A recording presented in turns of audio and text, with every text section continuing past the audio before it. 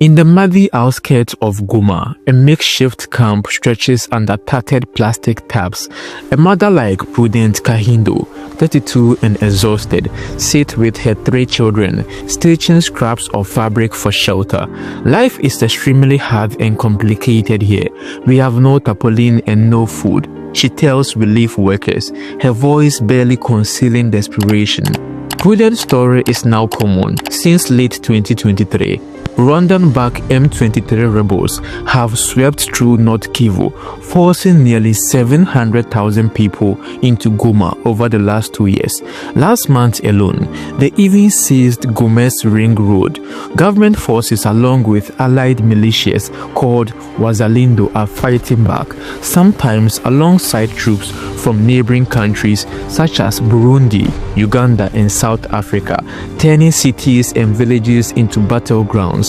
Entire camps are now buckling under huge strain as charities scramble to cope. Fear and looting continues to grow in eastern Congo. Dozens of militias walk that terrain. According to the Human Rights Watch, over 100 armed groups are in North and South Kivu and Ituri. Besides the M23 rebels, the Lindu-dominated Kodeko militia regularly attacks Hima communities in Ituri. The ADF, an Islamist group from Uganda linked to ISIS, has stepped up its attacks on remote towns. UN experts now blame the ADF for the highest civilian death tolls. Neighboring country like Rwanda has quietly backed M23 rebels since late 2021, sending troops across the border. Rwanda actually denies this, but the evidence is overwhelming. Even Uganda's role is very bulky and blurry. Its army is supposed to be fighting the ADF, yet UN analyst says Kampala has also supplied the M23 rebels with weapons. Meanwhile, Kinshasa has recruited patriot and foreign allies like Burundi's army to retake lost ground. In all this chaos, towns like Sike and Ituri's gold mining villages have been destroyed. The human toll has become catastrophic. In the first 3 months of 2025 alone, at least 7,000 Congolese have been killed in the fighting alone, mostly civilians. By year-end, an estimated 1.7 million people were displaced by the M23 conflict on top of millions already uprooted. Aid agencies count 6.7 million people internally displaced nationwide and say over 27 million people need help. The hospitals in Goma are failing fast. One ICRC doctor report, 40% of new patients are women and children, a sharp rise from before when most admissions were soldiers. Cholera and measles are surging in crowded camps and food is running out. Our situation remains complicated, says a camp leader. Before, we each lived in our own house, but following the war, we abandoned all our possessions and occupations. As another mother from Ituri, Afonsi, laments, we had a good life.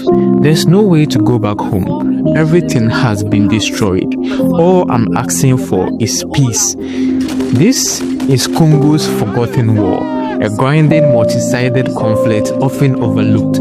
But even here, resource extraction by multiple militias fueled the conflict. Analysts noted that the M23 rebel is the latest in a series of Rwandan-backed militias vying for Congo's resources since the 1990s. In other words, beneath the bloodshed lies Congo's mineral wealth, to which foreign and domestic actors all claim a stake. So, the big question still remains: who really controls Congo's wealth?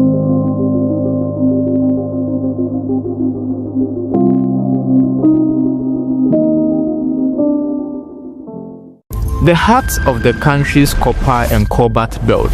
Millions of tons of copper and cobalt sit under these provinces, along with rich deposits of gold, tin and coltan, the ore for tantalum.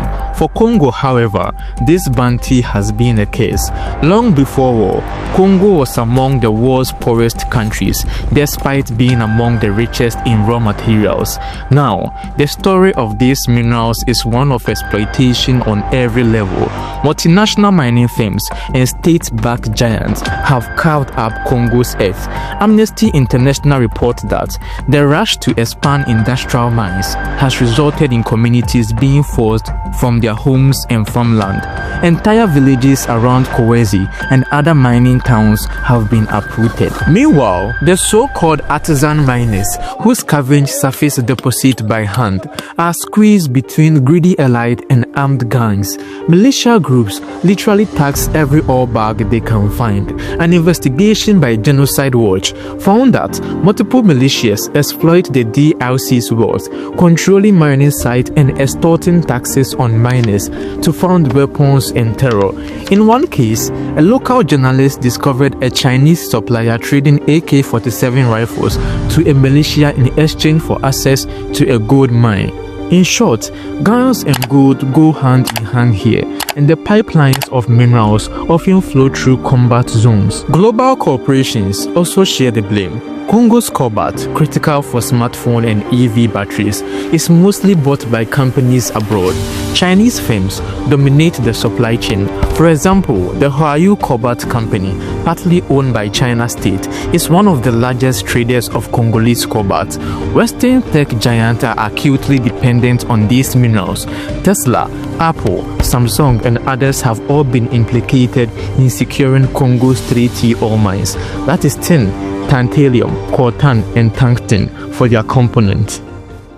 The president of the Democratic Republic of Congo has lashed out at Apple, the tech giant, for using so-called blood minerals from his country for the manufacturing of Apple products. The Democratic Republic of Congo has filed lawsuits against Apple's subsidiaries in France and Belgium, accusing the company of using, quote, pillaged minerals from the country in its products. Indeed, in the late 2024, the Congolese government filed criminal complaints against Apple in Belgium and France, accusing the iPhone maker of using minerals pledged from Congo and laundered through global supply chains. Apple insists its policy, its supply chain are all clean, but the human rights groups have noted that even US law forbid forced labor minerals in products, a rule that remains hard to enforce to this day. Meanwhile, oil and automotive companies have quietly secured long-term cobalt deals and back big open-pit copper miners, carelessly pushing aside any protest. Deep corruption ties all this together. UN investigators say top Congolese officials and military officers are part of a vast network that siphons resource revenues. In practice, this means generals tax illegal mines, governors sneak gold across borders, and the president's inner circle quietly based on trophy concessions. A recent report found that the M23 rebels alone earn about $300,000 a month from smuggling coltan out of the Rubaya mines, money they used to buy ammunition and fuel fresh offensives. Other militias, even the army, grab millions similarly. One estimate put armed group profits from Ituri's gold at well over $100 million in a single year. Global Witness and the UN have documented planeloads of gold flown from Congo and sold as Burundian or Ugandan goods, all facilitated by bribes to officials. In effect, each rebel checkpoint on the road to Kigali or Kampala is a toll booth. So while Congolese miners make out a major living, often as child laborers, the real revenues vanish into private vaults or foreign stock exchanges. It's a bitter irony. Congo's minerals power half the modern world, yet almost none of the profit reaches its people.